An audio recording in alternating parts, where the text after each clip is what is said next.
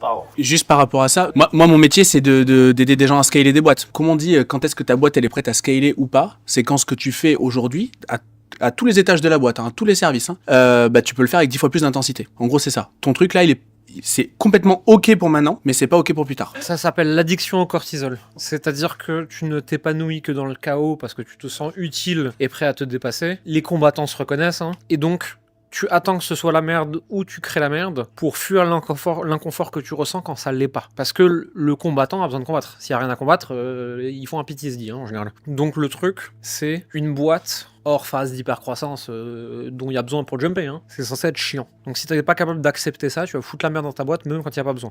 Donc, quel serait le processus plus écologique et dans l'intérêt de ta boîte pour pouvoir justement revenir à quelque chose qui peut créer de la croissance et de la performance et de la scalabilité derrière. Gardez ces 3 trucs en tête, ces 3 boussoles que je donne assez régulièrement aux entrepreneurs. C'est quoi l'intérêt de votre entreprise? Avoir l'obsession de vos objectifs. Si vous n'êtes pas obsédé par vos objectifs, ça veut dire que vous ne pourrez pas le transmettre à vos équipes. Si vous, tous les matins, vous n'avez pas l'obsession d'amener justement votre entreprise à ses objectifs, c'est que vous n'êtes pas encore suffisamment conscient de ce qui doit fonctionner dans votre boîte. Et le dernier, qui est le plus fondamental, c'est le canal de communication. En fait, le canal de communication au premier niveau, c'est moi et mon équipe. Deuxième niveau, c'est moi et mes clients. Troisième niveau, c'est moi et mes prospects. Comment je communique avec ces 3 niveaux? Qu'est-ce que je leur dis? Comment je leur dis? Si le canal de communication est merdique, tout le reste va être merdique. Et ainsi de suite, les 3 sont interconnectés.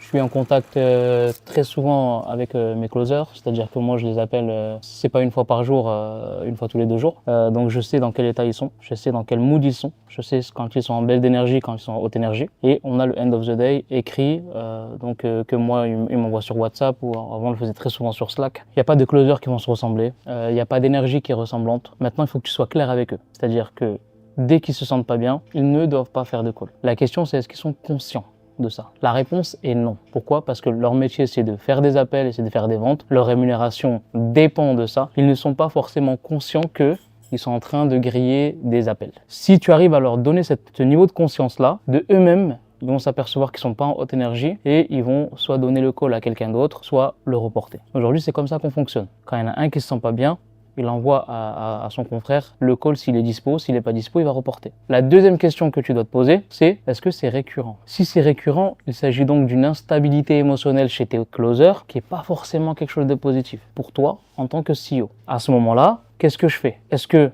je vais aider ce gars ou cette meuf à gérer ses émotions dans le but de faire un voyage très long avec elle? Ou est-ce que j'ai pas le temps, ni les compétences, et dans ce cas-là, je vire rapidement et je recrute derrière. Pour savoir si vous devez garder ou pas un closer dans votre équipe, vous vous posez tout simplement une seule question.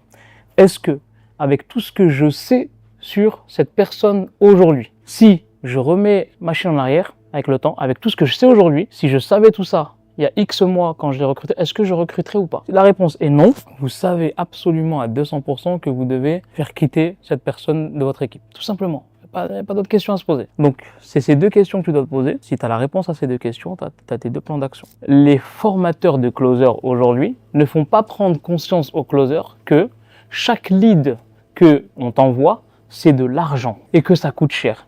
Autrement dit, on enseigne aux closers à être un salarié déguisé et non pas un être humain responsable. La première chose que tu as à faire, même, je vais dire même avant la prise de conscience, c'est dans ton recrutement, de t'assurer que le closer que tu prends, il est conscient qu'un lead coûte entre X et X euros. Et ça coûte super cher parfois. Un call peut aller jusqu'à 500 euros en fait. Donc tu me grilles un call, c'est comme si tu viens de me cramer 500 euros. Tu suis pas en follow-up un call, tu me laisses perdre 500 euros. Et donc ce niveau de conscience-là des entrepreneurs, des closers qui sont des entrepreneurs, parfois il n'est pas là. Le niveau de conscience est complètement absent.